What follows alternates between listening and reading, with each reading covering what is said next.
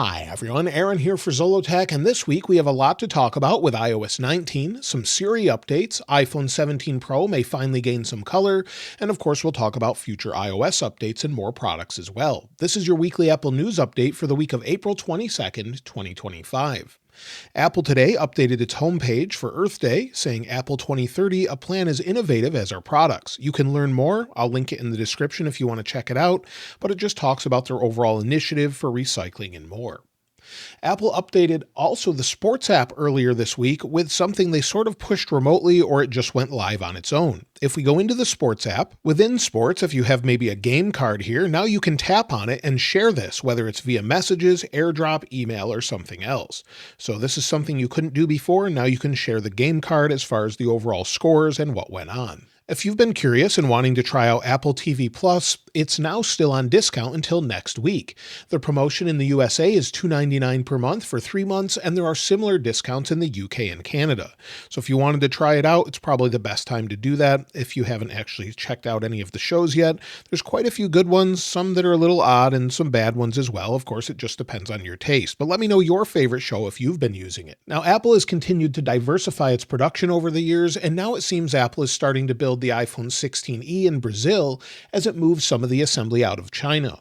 We're seeing this more and more with phones built in India and other places around the world, and so it looks like 16e may be coming from Brazil. So if you recently pick one up, be sure to check out the box and see where it's built, and if it's built anywhere outside of Brazil or China, I'd love to hear from you in the comments as well. There's something I wanted to make you aware of as far as a new security risk scam where users are receiving emails that appear they're coming directly from PayPal and Google but are fake.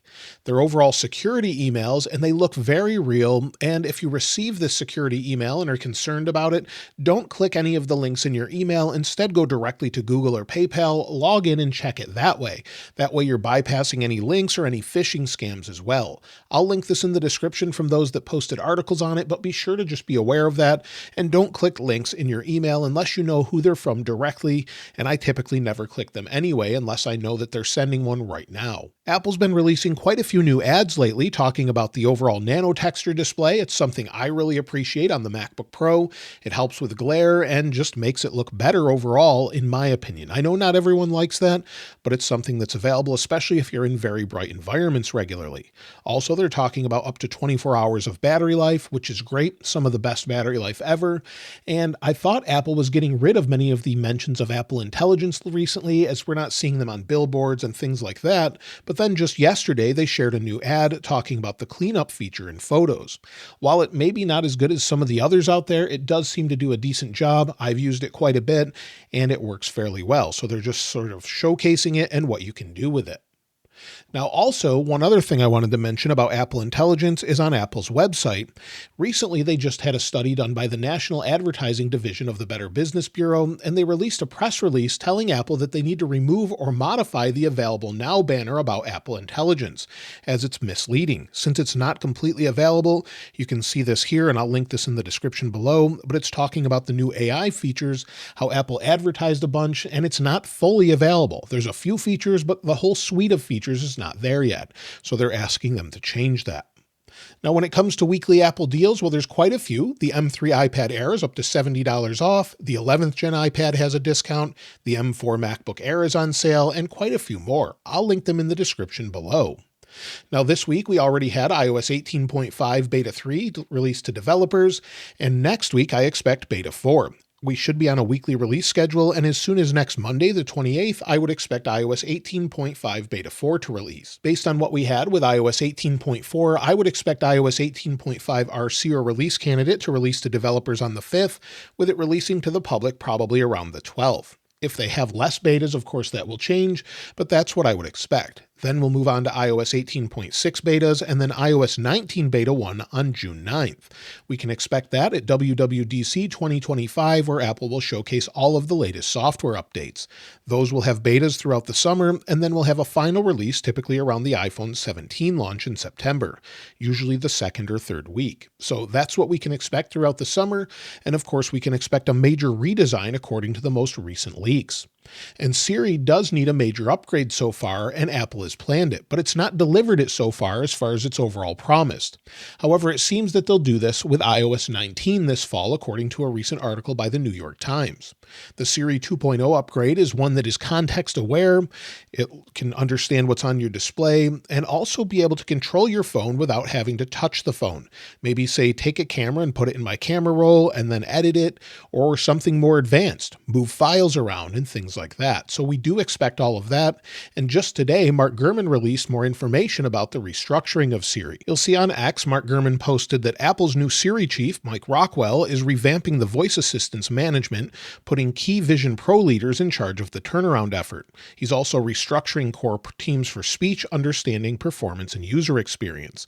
I think this is great news. Hopefully it really optimizes everything with iOS 19 and gets this working by the time it's released to the public in the fall. So that seems likely, as Apple's working harder and harder on it to get it right, as they've realized they've messed up, and they've sort of shown that publicly, delaying it some, but either way, it definitely needs a revamp. I think the thing people appreciate most is the overall animation of Siri with Apple Intelligence, and I definitely think they should bring that to older devices as well for those that just want to see the new animation. When it comes to iPhone 17, well, we keep seeing more and more leaks trickle out about iPhone 17 models, and this time we have a whole case lineup again shown by Sonny Dixon. Sort of new looks at different cases, what they can look like with the overall camera tray in the back here, or the giant camera bump, and what it could house maybe as far as new features. So maybe we'll have some new things here, maybe better heat dissipation and more. So that's what we're expecting with that. We definitely expect them to look like what we're seeing so far, with maybe some of the overall look, the camera bump changing or camera tray, and some upgrades there. Those are pretty much finalized at this point. We've also heard an update from Majin Buu, who claims that Apple will release iPhone 17 Pro in a sky blue color, similar to what we had with Sierra Blue on the iPhone 13 Pro, but the sky blue that we have on the new MacBook Air. This is a color that's pretty great. It's a little bit lighter than what we have as far as Sierra Blue, as you can see side by side. It sort of is more silver, but this gives you an idea of what it could look like. And this would be due because Apple actually may be making the new phones out of aluminum instead of titanium. If they do that, that opens it up for more color options, and I would definitely appreciate that. Everyone seems to love the blue color, Sierra Blue or Pacific Blue of the past. I really like both, and so to have an additional color available, maybe a few others, would be something I think most people would welcome and would probably sell pretty well. Now, we know Apple's working on an iPhone Fold or a foldable iPhone for 2026, and this week we heard from analyst Ming-Chi Kuo that it will feature a dual-lens rear camera and a front camera that will operate when folded or unfolded. Also, leaker YUEX1122 has also said that the front display camera will be a hole punch. That's similar to Samsung's phones, what we have from Google here, and also we can expect sort of similar layouts and screens as to what we have with the Fold. So different folding devices are fairly similar. You can see what Pixel has done here with their first foldable.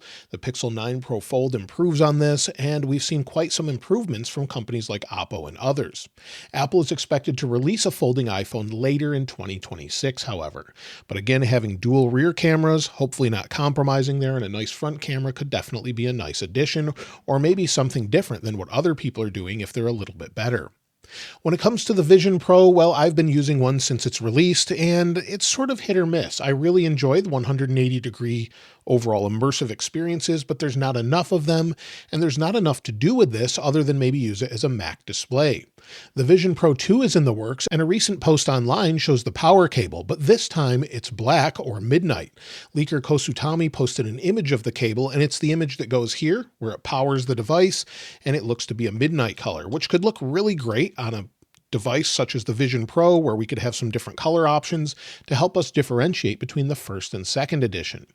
Also, the same leaker who showed the Midnight Pro cable also said Apple will release an Apple Vision Air that will use titanium, be thinner and lighter, and also have a finish in midnight. So instead of using aluminum, it would be a little bit lighter maybe, use some internal components that are titanium just to make it lighter, thinner, and overall more comfortable.